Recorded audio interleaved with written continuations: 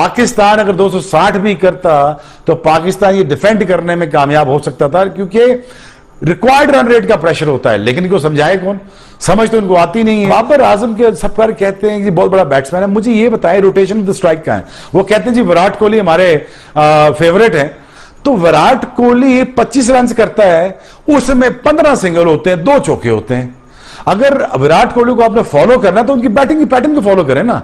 तो बाबर आजम कहते हैं मेरे आइडियल वो हैं, खेलते हैं वो किसी और तरीके से हैं, पर ये शॉट भाई रोटेशन ऑफ द रिस्ट किधर है, रोटेशन ऑफ द स्ट्राइक कहां है, टैप करके भागना किधर है, वो कोई पता नहीं है। सो आई थिंक उनको इतना बड़ा बैट्समैन बना देना, I think I am just failing to understand that.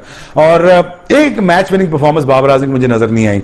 So very disheartening once again. India का मुकाबला करोगे, उन्होंने गन्ना दे देना आपके अंदर, गन्ना पूरे का पूरा गन्ना उन्होंने आपके अंदर दे देना भाई, उन्होंने आपके अंदर पूरा का पूरा गन्ना डाल देना। गन्ना, ये जो क्रिकेट आप लोग खेल रहे हो ना, ये जो बेइज्जती आप पाकिस्तान क्रिकेट की करवा रहे हो, ये पाकिस्तान क्रिकेट भाई इस बार फिर जलील हो रही है चैंपियंस ट्रॉफी में। और मुझे समझ नहीं आ रही, हम अपने घर में खेल रहे हैं, होम एडवांटेज न्यूजीलैंड ले रहा है, और ये कौन सी क्रिकेट हो रही है। सो इमेच्योर, मैच्योरिटी नजर ही नहीं आई, ना मैनेजमेंट में, ना बॉलिंग में, ना बैटिंग में। न्यूजीलैंड ने जाके आपको वो धोया इसलिए कि आपकी क्रिकेट को एक्सपोज कर रहे हैं, वो आपसे जीत नहीं रहे, वो आपके सिस्टम को एक्सपोज कर रहे हैं। लुट गए हम, बर्बाद हो गए। न्यूजीलैंड के पाकिस्तान का घंटा बजा दिया पकड़ के।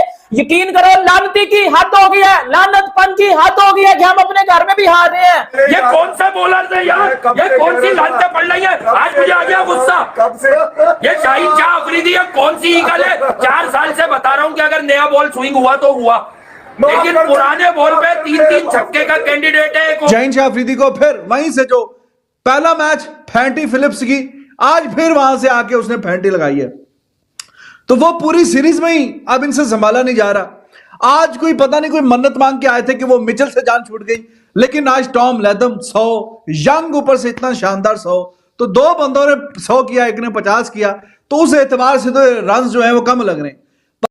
ये तो शॉर्ट पॉइंट ले रहा था, लेग गली ले रहा था, तो why not in Karachi. Haris Rauf तेज है ना, ऐसे तेज का अचार डालना है कि आपने लाकर लेंथ बॉलें करनी है, हाफ वॉलीज प्रेजेंट करनी है। आप उसको कहते कि मुझे रिप केज में बॉल करके लेता हूं आउट करके, तो मैं लेग गली लेता हूं। कहां है वो वंडरफुल कैप्टन प्लानिंग यार। 6 ओवर के बाद नसीम की पू निकल गई, शाहीन की हवा निकल गई, हारिस की जबान बाहर आ गई, अबरार यूं करके खड़ा हो गया, सलमान से कैच छूटने लगे, खुश दिल ने कहा मैं तो अभी जुगाड़ में आया हूँ, मेरे पे शोर मत करियो। भाई ये वाला सीन चल रहा है। बाबर से गलती से बॉल छूट गई, एक तो फील्डिंग में हर दफा ही छूट रही है, हर मैच में छूट रही है। आवाज क्या आ रही है रितु साइमन की, ओ कप्ताना मेरी जाना, क्या अबे तू जान बना रहा है, तेरी ऐसी की तैसी, यहाँ कौन की जान निकल गई है। व्हाट रबिश यार, कप्ताना मेरी जाना, कप्ताना मेरी जाना। ये रमीज भाई पप्पिया झप्पियों वाली ये रमीज भाई ने जब से कहा था Babar will you marry me, ये कौन सा कल्चर ले आया पाकिस्तान की क्रिकेट में। कौन सी जाना, क्या चल रहा है ये भाई माशरे में। आप क्रिकेट मैच खेल रहे हैं या कोई और काम कर रहे हैं। व्हाट जाना और माना, मुझे तो माना याद आ गया, अब्दुल रहमान उनको माना कहते थे। माना हमारा सप्लायर था, सप्लाई करता था माना में। अबे क्या सप्लाई करता होगा, कपड़े सप्लाई करता था वो। अच्छा, मुझे पहले बता दो, वो इधर उधर का कर रहे हैं, मुझे तो समझ भी नहीं आ रहा। वो जरी गोटा सप्लाई करने वाला नहीं। खवातीन के जो ड्रेसेस, हमारे पास लैक ऑफ ऑप्शंस भी एक मसला बन रहा था। कामरान, आपको नहीं लगता कि कहीं कहीं ऐसा फील हुआ है कि हमारे पास विकेट टेकिंग ऑप्शन कम है? देखिए, वो हमें ट्रायंगुलर सीरीज में नज़र आ गई थी। आपके पास एक स्पिनर्स है, आप उसको पूरे 50 ओवरों में कहाँ यूटिलाइज़ करना है, ये तो कप्तान के लिए भी एक सर्द दर्द बना हुआ है कि हम मेरे पास दूसरी कोई ऑप्शन ऐसी नहीं है स्पेशलिस्ट। लेकिन उसको बड़ा बेस्ट उन्होंने यूटिलाइज़ किया, पावर प्ले में लेके आए, उसने ब्रेक थ्रू दिलवाया। लेकिन मैंने वही बात की ना कि साथ आप मिडल में आके हम लोग जो मोमेंटम बनाते हैं ना, वो लूज़ कर जाते हैं। न्यूजीलैंड की टीम बड़ी बैलेंस है, उनको भी क्रेडिट देना चाहिए जिस प्रेशर से वो निकले। पार्टनरशिप कितनी ज़बरदस्त लगी है, विल यंग ने जैसे 100 किया है, बड़ा फैंटास्टिक मज़ा आया। आपके अर्ली ऑन 2 विकेट, वही जो बात कर रहे थे ना कि एक प्लेयर्स को परफॉर्म करने के लिए क्या ज़रूरी है, टेक्निक और उसकी बेस अच्छी हो, तो वो आज बासित भाई की बात जो हुई है उसने वो दिखा दी झलक। पाकिस्तान ने एक दफा फिर 320 रन का टोटल खा लिया है।